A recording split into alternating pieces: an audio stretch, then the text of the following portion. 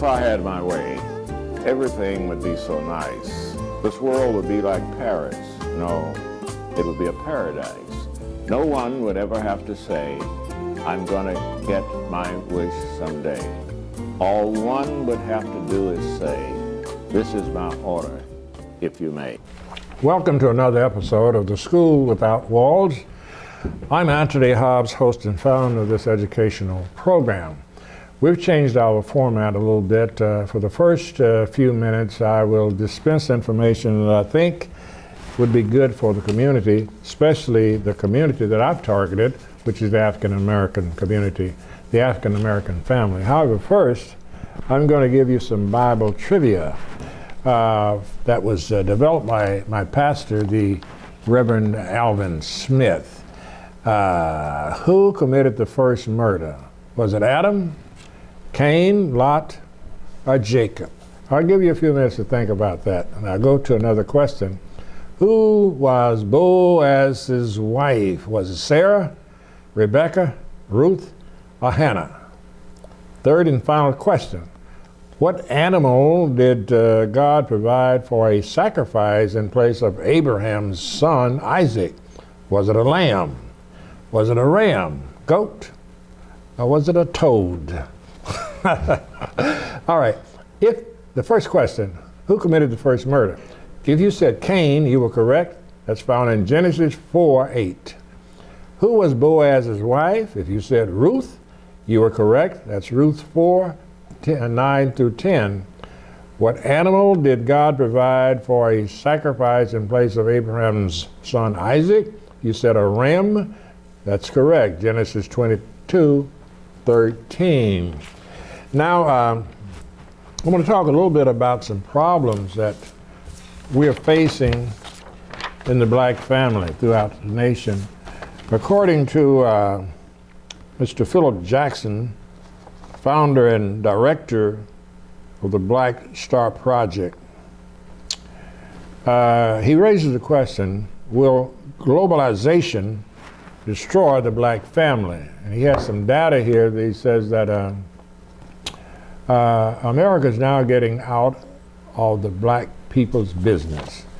What he has reference to, traditionally, black folks were brought to this country to be workers in the fields, and that's something of the past. Must be skilled and prepared.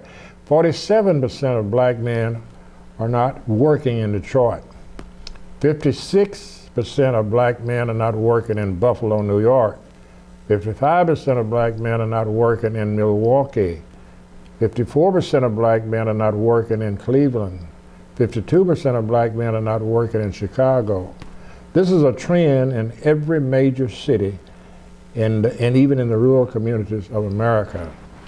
He said that we must do something as a people if we want to survive. Now, Mr. Phillips has 5 things I'd like to read to you.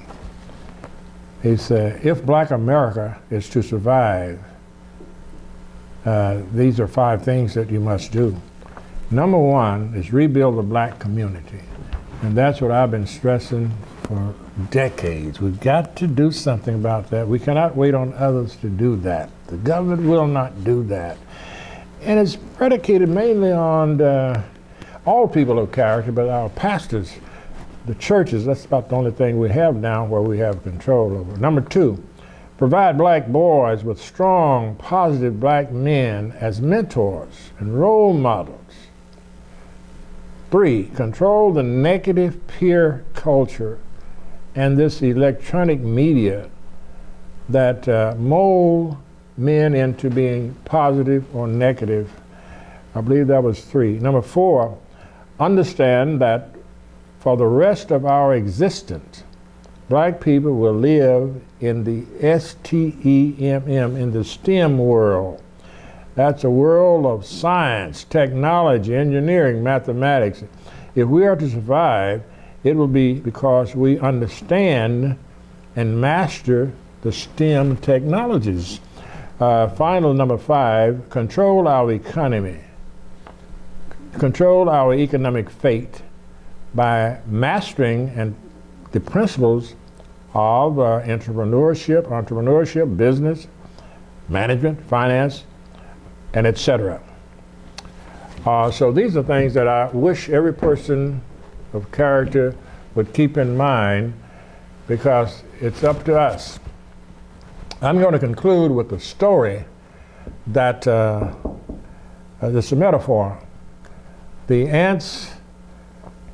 golfer who was nearsighted placed the ball on an anthill, and he swung underneath the ball and knocked off about 1,000 ants.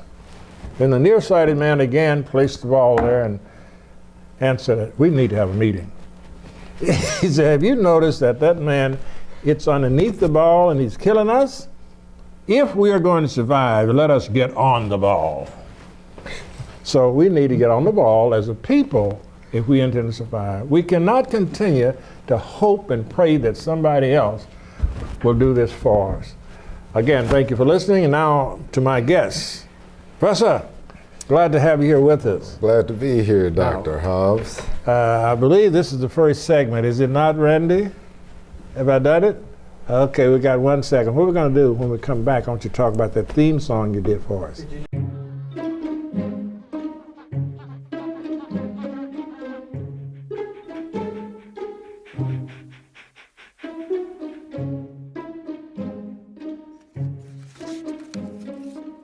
Oh, sweetheart. Gonna give you a hand? No thanks, Dad. I got it. Okay.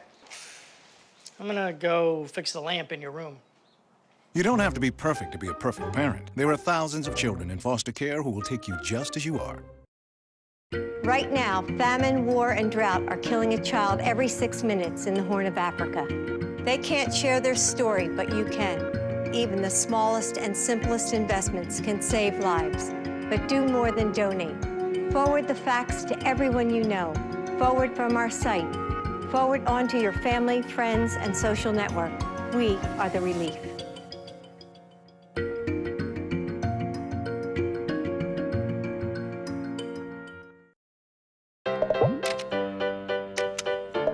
I don't know what's happening.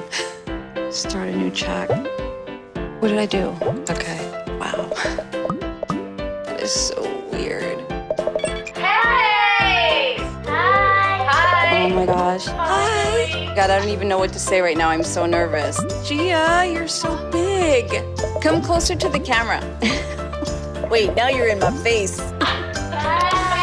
That was so good. Those of you who have just joined us, I'm Anthony O. Hobbs, host and founder of this educational program. My guest is Professor Milton Jackson, musician of the area. Brother, Mr. Jackson, glad to have you. Glad to be here, Dr. Hobbs. Tell us about the beautiful theme song you wrote. It's pronounced, my theme song is Bossa Amorosa. Did I say it right? Bossa? Bossa Amorosa. How did you come up with Bossa Amorosa for the theme song? Well, I watched your introduction to your show, and I saw of course, I heard the beautiful poem that you wrote for it. That gave me some of the inspiration as to what direction I wanted to go, the attitude of the music, and also the clouds and the beautiful blue sky, with the clouds floating by. Yes. Gave me the feeling of outdoorsiness, and so I picked a bossa because the bossa was actually conceived in Brazil, specifically Rio de Janeiro, and it was about the young people of the beach. So it was an outdoorsy type of feel that the music had. So putting all of that together, I came up with the flavor of the music for the introduction to your show. And I played a lot of bossa novas in my life by the most famous bossa writer there is. His name is Antonio, close to your name, Antonio Carlos Jobim. Okay. And since I had that in my background, I just called upon that experience to come up with an original melody using the flavor, the rhythmic pulse and the flavor of that Brazilian music. Okay, and it's Bossa Amorosa. That's it. Now, the Amorosa, is that any significance other than the bossa? Yeah, the word bossa just implies new. New. Right, something that's new. And this amorosa has to do with love. Amorosa has to do with love, Right. the feeling of affection and things of that nature. So to me, the music reminds me of a kind of a lovely tune. Okay, that's wonderful, wonderful. Certainly appreciate your doing this. And just as far as the public is concerned, we'd like to know that these programs are kept in the archives of this university. So this is part of history. Let's be here forever and forever, okay? Glad to be a part of history. Yes, that's so important. Now tell me, since the last time we were here, anything you want to talk about your programs, anything that you've been doing you'd like to share with the community? Well, I guess since I was last here, probably the only new thing that I've been doing is still in the area of music. When I wrote the theme for your show, I had several other compositions that I was intending to write, and I've had a chance to spend time working those, and they're all different from each other in some kind of way.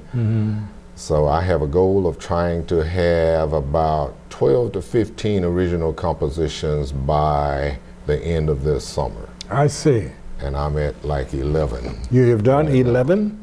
That's Yes. wonderful. Now, do these come mainly by inspiration? How do you arrive at these particular, what you call them, compositions? I believe. Compositions. How do you arrive at those? By different ways of being inspired to do it.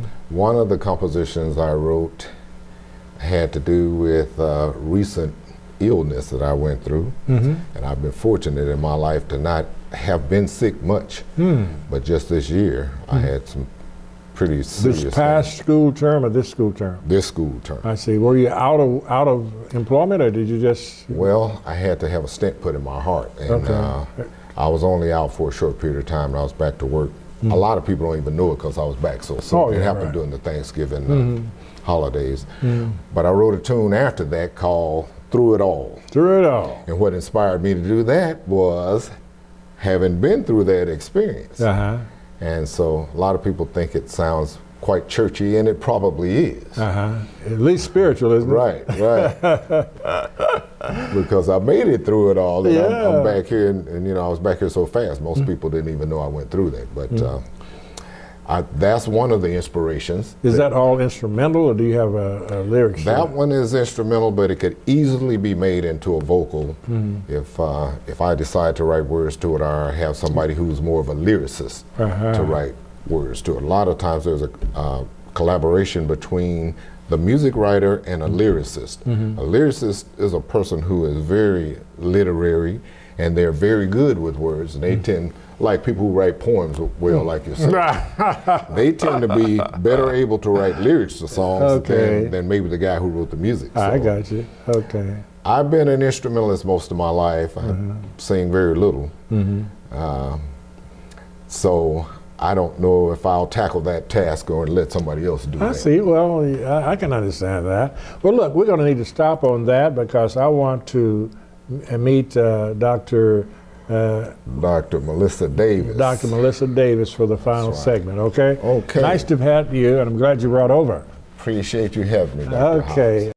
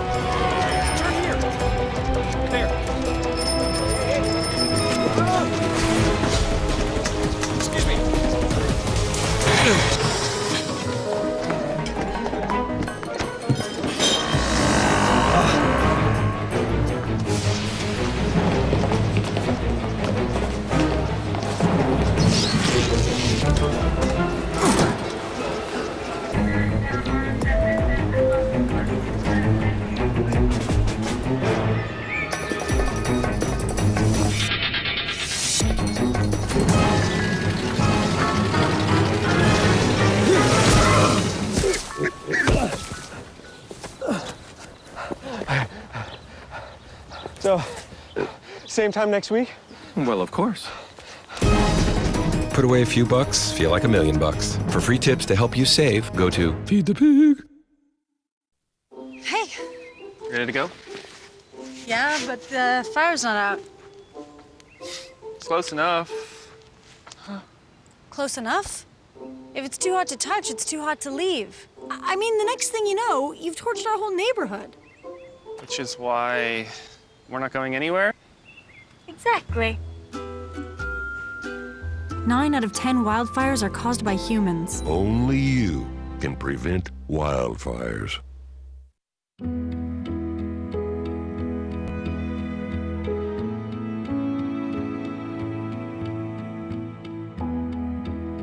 Do your part. Visit feedingamerica.org/hunger and find your local food bank today.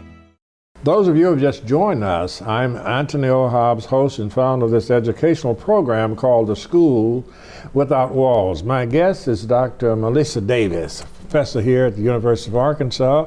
I understand you are a native of Canada. Yes, that's Which right. city? Toronto. Toronto. How far can you trace your family back in Canada, in as much as many of the people, African Americans, you are African American, right? Yes, well, African Canadian. African Canadian. It's interesting because my family is originally from Jamaica. My parents were born in Jamaica. Is that right? And I was born in Toronto, but my parents were born in Jamaica. Born in Jamaica. So you have a Jamaica, Canadian, a USA Yes, connection. fusion of all those cultures. That's wonderful, wonderful. Are there siblings? Yes, I'm the youngest of 4. You're the youngest of 4, and are your parents still living? Yes. You like to give their names for the Joy record? and Winston Davis. Joy and Winston Davis. You want to tell us anything about what they're doing? It's up to you. What type of occupation or work? Well, actually, not as careers, but both of my parents are musicians, and they sing together as a duet, but they also conduct choirs. And in past years, they've both been conductors of choirs for over 25 years. So they're very deeply rooted in music, and they were the reason why I became a musician. I see. Do you have siblings that are also musicians? Yes, all of us sing, but I'm the only one that has chosen to do this as a career. That is amazing. That is amazing. Now, where did you do your undergraduate work? At York University, close to Toronto. That is in Canada? Yes. Okay. And did you do any work, educational work in the USA?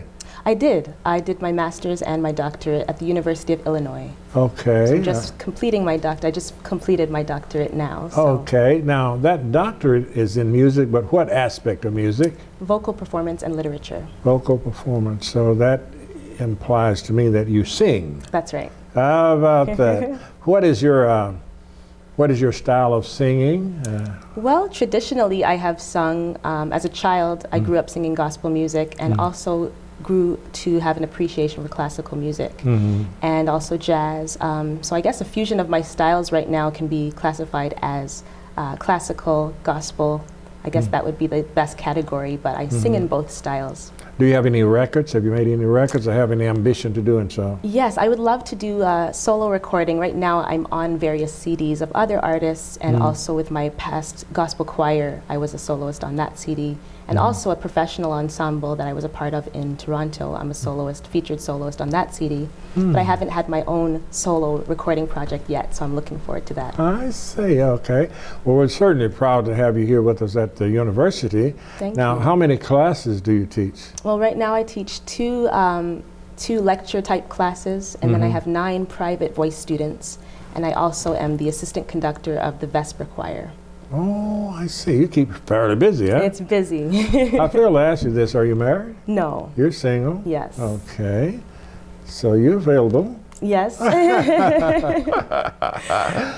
all right. Randy, how much more time do we have here?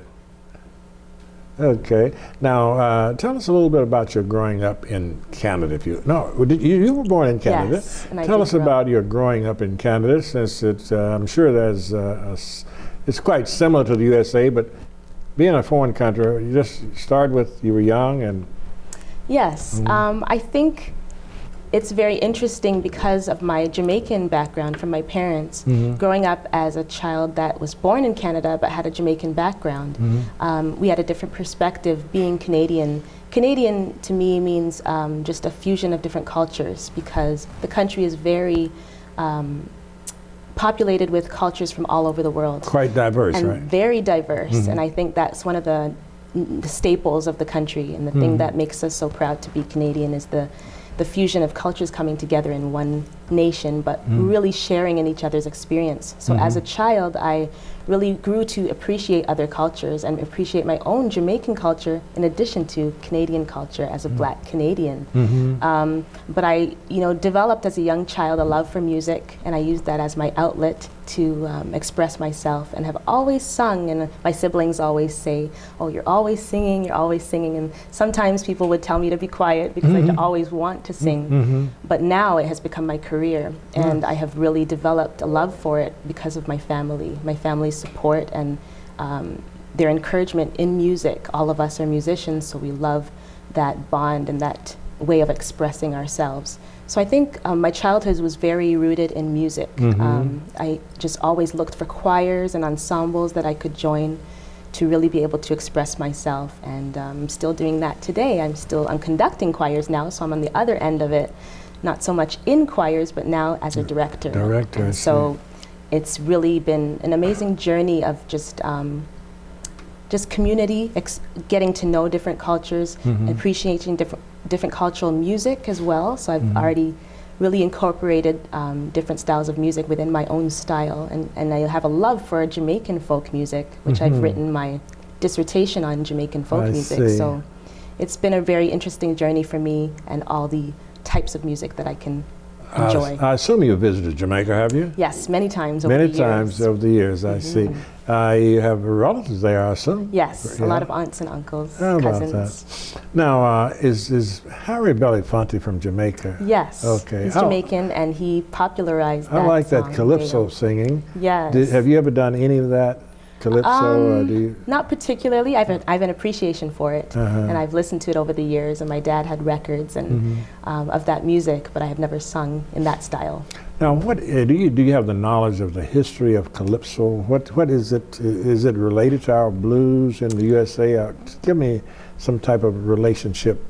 What is calypso? Well, yes, it has a very strong syncopated beat. It grew out of folk music, Jamaican folk music, and the mento style. It's called mento, and in Jamaican music there's an accent on particular beats on the fourth beat of the bar. And the music is very lively in calypso. The instrumentation that's used, the steel pan, and is typically the steel pan, and people get very excited at festivals. It was used to really commemorate certain people, events, and history, and it became a staple of the nation of Jamaica, but also Trinidad adopted the style and really grew to appreciate that style as well. So today it's being used all over the world. How about that? And Harry Belafonte was the first person to make it popular in our society, I guess in North American society. We know it that way, but it came out of the folk music tradition in Jamaica. I see. I really like it. When you mentioned Trinidad, that reminded me. I was told that my grandfather was from Trinidad. Oh, wow. Yeah, so it's kind of a connection there. Yes. I have a son who loves Jamaica. Which city are most of your people living in? Well, Mandeville, Manchester, in the country. That's most of my mother's side of the family. My father's side is from the city, in Kingston, Jamaica, the main city, the capital city of the nation. I see. I think that's where he goes most of the time. He goes to Jamaica at least twice a year. Oh, wow. I have one son, my youngest son. He loves it. I wish I could. He loves the atmosphere, and he loves the. He said that's kind of a relaxed. He likes to get out in the community. He doesn't just go to the beaches like some people do and try to have a big time. He gets in a cab and goes way back out in the boondocks, as we say, and just meet with the people. Yes. You tell me how those guys can swim way out in the ocean. Oh, yes. And things like that. He likes to swim too. We have now about a minute. So would you have the closing remarks? Tell us about this university. You like it here? Are you going to be with us a little while? Well, I hope to be here. Right now, my position here is I was hired on a temporary basis to fill a gap. Oh, I see. As another teacher had to leave suddenly, so I was put in this position and asked to come. And I'm glad I did, because I gained a lot of experience. I've always wanted to teach at a historically Black college. I've always wanted to give back to my own community. And I think that's given me the opportunity to do that, to share my gifts with young Black students. I see. And what about that Emil Jackson. Is he a pretty good guy? Oh, he's great. In that music department? He's great. He's been such a help to me since I've been here. Okay, that's wonderful. He's a good friend of mine, too. Okay. Wonderful person. We're going to end on that. God bless you. Thank you.